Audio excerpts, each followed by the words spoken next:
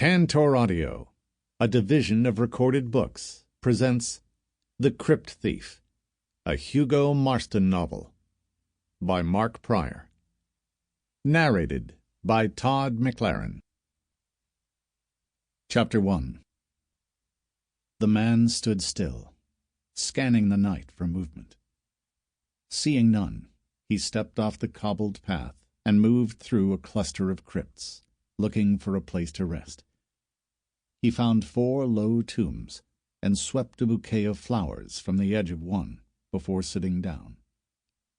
He listened for a moment, then pulled a canvas bag onto his lap, reassured by the muffled clunk of the tools inside. He rummaged in the bag and pulled out the map he'd drawn on his first visit to the cemetery 2 weeks ago. Leaning forward, he pointed his headlamp at the ground before switching it on, holding the map in its yellow glow and running his eyes over the familiar lines and circles. A breeze passed through the trees, and he heard the rustle of leaves, like sighs of relief after a long, hot day. The gentle draft reached him and ruffled the page in his hand, caressed his cheek. He clicked off the lamp and looked up, savoring the coolness, and he shut his eyes for just a moment, tipping his head back so the sweat on his throat could dry. Behind him, a scraping sound. He looked over his shoulder at a pair of oak trees, blacker even than the moonless night, their limbs reaching out to each other like uncertain strangers, sightless branches jostling each other to touch the wind. Taking a deep breath to relax himself, he turned his eyes to the concrete headstone at his back, suddenly curious about whose bones were beneath him. He switched his headlamp on, and its light drew shadows out of the raised letters on a brass plaque. He mouthed the words, James Douglas Morrison. Below the name it read 1948 to 1971. A string of letters under the dates made no sense to him. Latin or Greek, perhaps. He put the lamp and his map back into the bag and pulled out a water bottle, half empty from his long and dusty journey to this place. 2 long swigs were all he allowed himself, and he put the bottle away. He stiffened as voices drifted in from the path that he'd just left, conspiratorial whispers that wound between the stone and concrete tombs, soft words given form by the clarity of the night. 2 voices, a man and a woman. In a moment his bag was open again, thick fingers gripping the butt of the gun he'd never used, a .22 Ruger he bought from a drunk outside a bar in Montmartre 3 months ago. He slid the bag onto the ground and moved so he could see the path, his small feet stepping on the firm soil between patches of gravel, moving him silently between the stone slabs.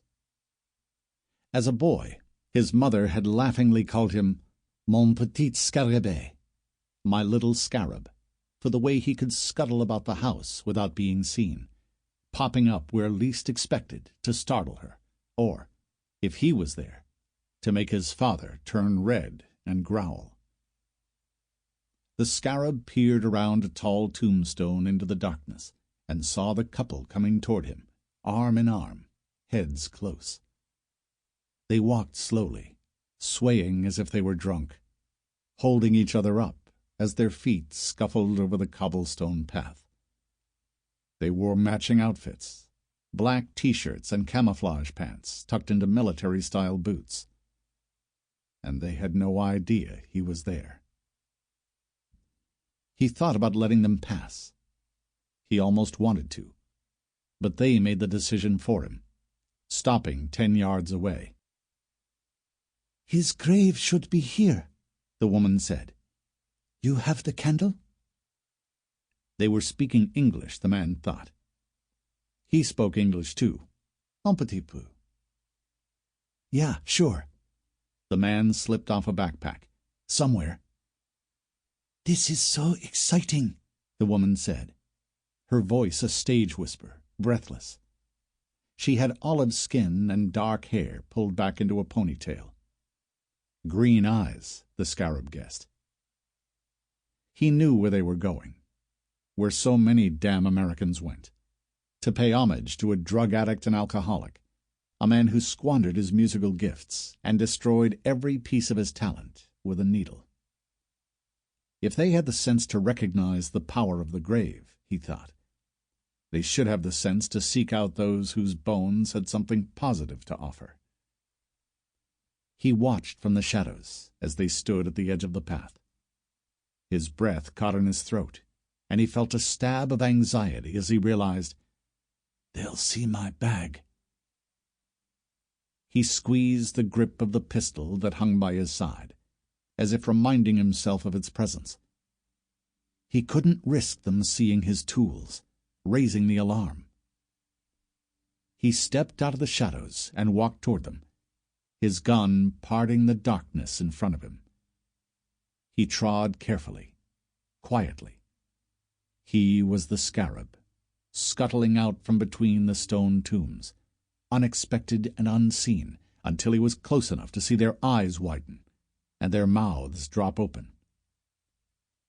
He knew what they were seeing, too, and the fact that they looked at his face for so long before seeing the gun told him so. He'd seen that look when he didn't have a gun in his hand, gotten it all his life. They were seeing a man barely 5 feet tall, the height of a child, but with the stocky build of a professional adult wrestler. They were seeing the face he'd gotten from his father, the long, thick chin under wide cheekbones, and the narrow slits for eyes that sat deep, hidden and unreadable. Eyes that were black holes, bored into the base of an unusually high forehead, which itself ended with the spirals of copper wire that sprang across the crown of his head. He watched them as they watched him, and when they'd taken all of him in, he decided that no words were necessary. He aimed at the man, pointing the gun toward his chest, squeezing the trigger softly like he'd practiced in his apartment.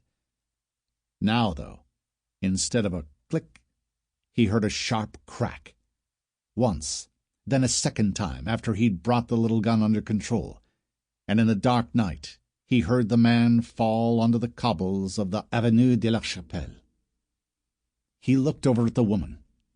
She seemed to be hyperventilating, with one hand clamped over her mouth, as if quieting herself would circumvent the inevitable. He was pleased so far. Such a small gun, but so effective and easy to use. He inched his aim to the left, covering the woman, the girl, his finger firm on the trigger. It crossed his mind, for just a moment, that he could do more with her than he could with a man, exert control and make her do things for him. Their eyes met and held, but not for long enough to see whether he'd been right about their color. She was looking at his gun, her mouth working silently, and then her eyes flicked back to his face as her left arm rose from her side, stiff, and she put her hand out as if she were a policewoman stopping traffic. The scarab stared at her palm for a moment, so white in the darkness, her fingers so delicate and frail. A desperate gesture from a girl who had nothing else to offer. A spiderweb to stop a train. He pulled the trigger. Again a gentle squeeze that wouldn't mess up his aim. The crack seemed louder than before, more satisfying to the scarab, and it sent a bullet through the middle of her palm and into her shoulder. Her hand flew up and then fell back to her side, and the girl let out a high-pitched whine as she took a step back, her head shaking in disbelief. The scarab moved forward to see the expression on her face. Surprise and confusion, he thought, but mostly fear. She looked down at her hand, which released blood onto the path in a thick stream. Then she looked up, directly into his eyes, and opened her mouth wide. The scarab didn't wait for her to scream. He shot her again, jerking the trigger 3 times, knowing he couldn't miss from so close, and she crumpled to the ground without making another sound. He knelt between their bodies, as much to listen for other intruders as to admire his work, and, as darkness and silence wrapped themselves around the cemetery once more, he ran his hands over the body of the girl. Her limbs were heavy, her throat was warm, and her lips dry. Her eyes weren't eyes anymore, just glassy beads, lifeless. Green beads. He tried to close her lids, but they didn't stay down, not all the way. So he left her like that, half asleep, half peeking up at a starless night. He rose, went to his bag, and took out the charm. It won't be going to the right person. Tonight was no longer safe for him, but it could go to this girl. He wiped his prints from the figurine and, carefully, placed it on her chest. He straightened and turned to the man. He kicked him in the head, just in case, and the body seemed to sigh. But when he kicked it again, it just rocked a little, silent.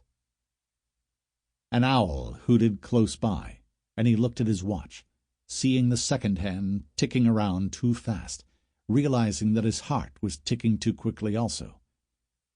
He slowed it with 20 seconds of deep breathing, the wind stroking his brow like the gentle hand of his mother. Which made him think of one more thing he should do. Chapter 2.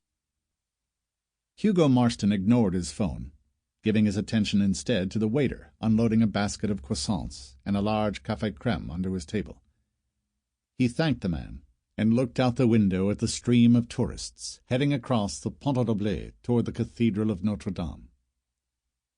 Café Panis was not on his way to work, but there was something about this spot that gave him energy, as if it were the hub of a wheel that sent Paris spinning into life every morning. Not to mention all those people to watch, which, for a former FBI profiler, was like leaving a kid in front of the monkey cage at the zoo. Hugo unwrapped a sugar cube and stirred it into his coffee before taking a tentative sip. He checked his phone. Technically, he was on the clock, and was surprised to see that it was his friend Tom Green who'd called. He dialed him back. "You're up early," Hugo said. "What time did you get in last night?" "None of your business." "Ah, CIA business. Like I'd tell you if it was. What are you doing?" "Breakfast at Panis. Join me." "Not right now. You're headed to the embassy in a bit?" "Possible," said Hugo. "It being Monday, and that being where I work, I probably should." "You're the chief of fucking security. You can show up whenever you want." "I'll be sure and remind the ambassador about that rule." "Do what you like," Tom said. "But have Emma make the coffee this morning, will you?" "So you are coming in?" "Sherlock Holmes. But give me an hour. I got some yuck to scrape off my body." "Jeez, Tom, not again. What was her name?" "When you pay," Tom said patiently, "you don't have to ask." "And when you ask nicely, you don't have to pay." "Thanks. But I don't take romantic advice from a virgin, Hugo. See you at the office." Tom hung up, as usual, without a goodbye. He'd been Hugo's roommate and best friend at the FBI's training grounds in Quantico almost 20 years ago. A friendship that deepened during a shared tour at the Bureau's LA field office after graduation. Then their career paths took them in different directions. Hugo's higher up the ladder at the Behavioral Analysis Unit as a profiler. Tom's into the CIA as...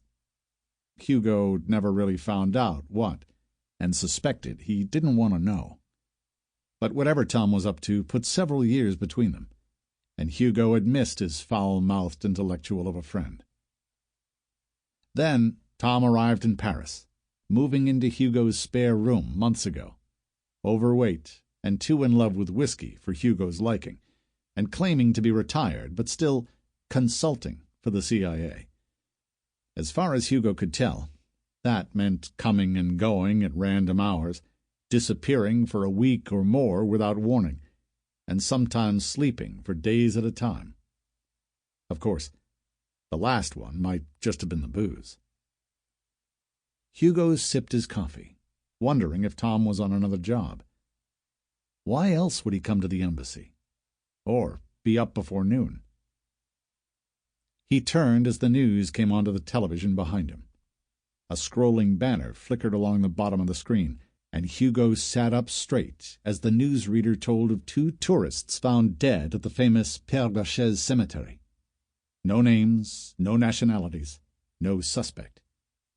But the victims were tourists, which meant there was a decent chance they were Americans.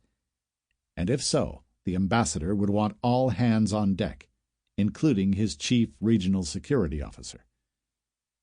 Hugo swallowed the rest of his coffee and dropped 12 euros on the dish beside his bill. He grabbed a second croissant and stepped out of the café on the Quai de Montebello, humming with the traffic and pedestrians heading to wherever they belonged on a Monday morning. He crossed the street at a stoplight and headed west alongside the Seine, nodding bonjour to the bouquinistes who were setting up their riverside bookstalls for the day. As he did so, his mind inevitably conjured up images of his friend Max, the gruff and grumpy bouquiniste who'd sold Hugo every worthwhile book the American owned, always pretending to steal from Hugo, while in reality giving him each book for a song.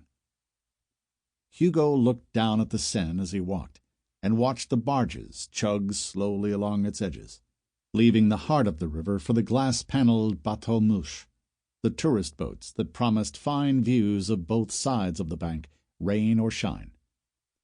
They were like servants, these barges, sliding to one side, making way for their glamorous masters, who bore cargo more precious, more immediately lucrative, than coal, cloth, and wine. Behind Hugo, the summer sun had crested Paris's highest buildings and warmed the back of his neck, and he welcomed the cool morning breeze that drifted up from the river to accompany him on his walk. He stayed on the left bank until he reached the Pont Royal, which took him over the river to the grounds of the Louvre Museum. It was a frequent walk for him, this morning stroll through the garden of the Tuileries, because it was the one time of the day that he'd see more birds than people, especially in the summer. From here, it was less than a mile to his office, and as the trees and grass breathed for the city, this space breathed for him too.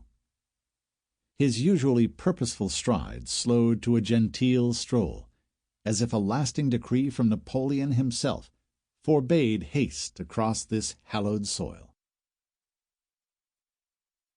Emma looked up as Hugo walked into the ground-floor offices of the security section of the U.S. Embassy. She was, as ever, gently but perfectly coiffed, wearing an elegant silk blouse that complemented her graying hair, a matching string of pearls around her neck. "Bonjour, Hugo," she said. "Don't bother with your office. The ambassador wants to see you." "So early?" "It's almost 10. "I'm on French time." "Well, in that case, it's almost 10. Now get going." Hugo winked and started back the way he'd come, taking the stairs up to the 3rd floor where the ambassador had his rooms, including his office. His secretary, tucked behind a petite white desk, waved him in. Ambassador J. Bradford Taylor was standing by the empty fireplace when Hugo walked in. He turned and smiled, and Hugo thought he saw a measure of relief in his face. In temperament they were very much alike, and so had transcended the master-servant relationship, something Hugo had never been good at in either role, and become friends over the 2 years Hugo had been stationed in Paris. Physically, however, they could not have been more different. At 5 feet 8 inches, The ambassador had surrendered his physique to the party circuit and acquired a pot belly that, in recent months, he'd started to caress when deep in thought. Hugo, on the other hand, stood a good 6 inches taller and merely nibbled at the foie gras. As a result, despite his 43 years, Hugo's shoulders remained markedly wider than his waist, and where the ambassador was bald, Hugo's dark brown hair had done nothing worse than gray a little. In fact, at a dinner at Le Procope a few months back, Taylor had jokingly announced their arrival to some American businessmen by saying, "Fatty Arbuckle and Cary Grant are here," prompting Hugo to remind his boss that he was still the ambassador and was entitled to a little extra weight and respect. "Sit down, Hugo." Taylor pointed him to the cluster of chairs to Hugo's left. "I believe you know my guest." Hugo started forward, a smile forming. "How the hell do you do that?" "I travel outside your human space-time continuum," Tom replied. "I move with the sun's rays. Or, now I'm here, now I'm gone. Or you lied about being at my apartment." "Possibly," Tom said.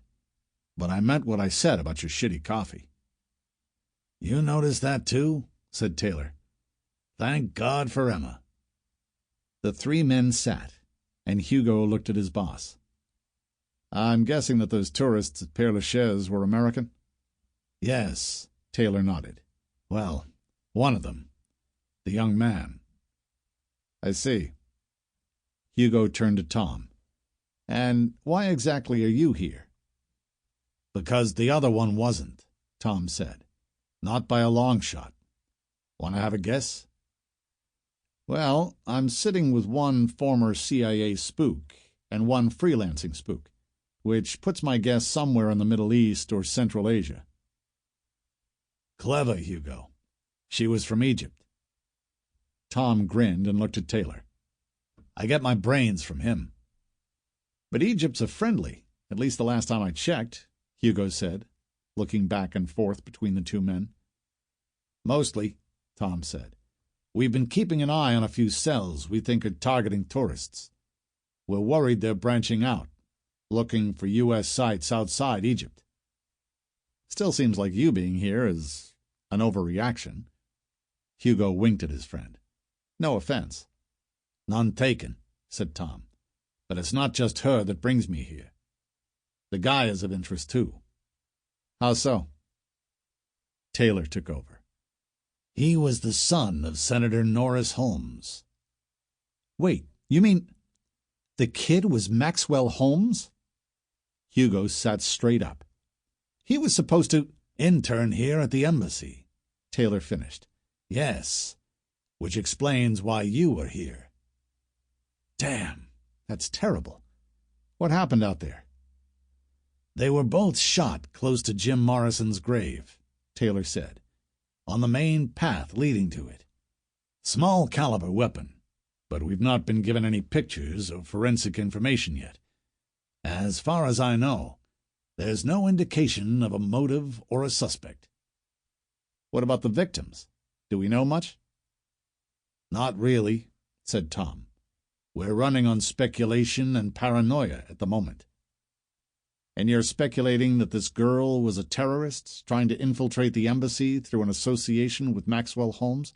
Hugo asked, the paranoia being that there are zero facts to support that theory. "That's right," Taylor nodded. "It's been about 8 hours since they were found, and we're still gathering information. Sometimes the French aren't good at sharing." "If you know she's Egyptian," Hugo said, "then you know her name.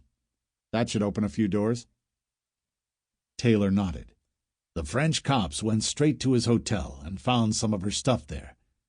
That took them to her apartment, where they snagged her passport.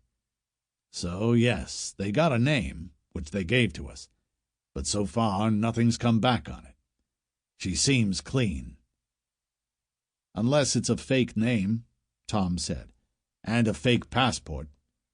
We'd like to look at it to know for sure, but that's where the sharing thing isn't working out." "Have you told Senator Holmes?" Hugo asked. Yes, I told him myself. Taylor shook his head. Poor guy took it hard, as you might imagine. He's heading over here, and when he arrives, he'll be wanting answers. The three sat in silence for a moment. Then Tom and the ambassador exchanged looks. Taylor cleared his throat. There's one other thing, he said. Not sure if it's consistent with a terrorism-related theory. Hugo raised an eyebrow. What? Whoever did this mutilated one of the bodies, Taylor said.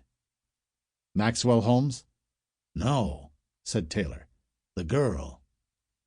I'm getting this from the French, and I've not seen any pictures yet. But they're telling me that an area on her shoulder was intentionally hacked with a knife. The rest of her, and Holmes, completely untouched. No rape and no significant injuries, other than the bullet wounds. Interesting, said Hugo. It is, Taylor said. Any thoughts you'd like to share? Not yet. Hugo frowned. I can imagine a couple of possibilities, but I need to see her body. Or at the very least, photos. Preferably, her body. Chapter 3. Hugo and Tom were let into the morgue by a young technician who'd been told by the French police to expect and cater to the Americans. The young man, round and red-faced, flipped his blond hair as he fired questions at Hugo about America and the FBI. They moved through the administrative area toward the morgue proper. Hugo, recognizing the gentle lap of sterility that seeped toward them, the sharp odor of disinfectant, and the even more telltale scent of lavender and lemon that so many morgues use to mask the smell of death. As carpet gave way to tile under their feet, the youth paused in front of a heavy swing door.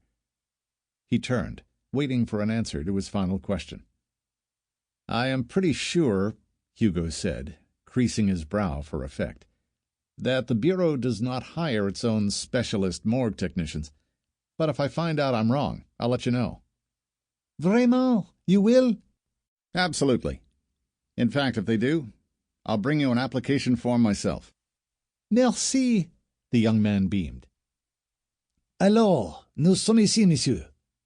I took the liberty of laying out the bodies. I'll leave you to them. Just stop by the office when you're done so I can put them away." "We will," Hugo said. "Do you know when the autopsies will be done?" The tech shrugged. "When the authorities stop fighting about who should do it. Tonight, maybe tomorrow.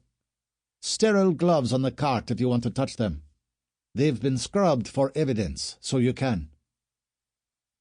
The room was windowless but bright, the white tiles of the walls and floor bouncing the glare from the strip lights overhead.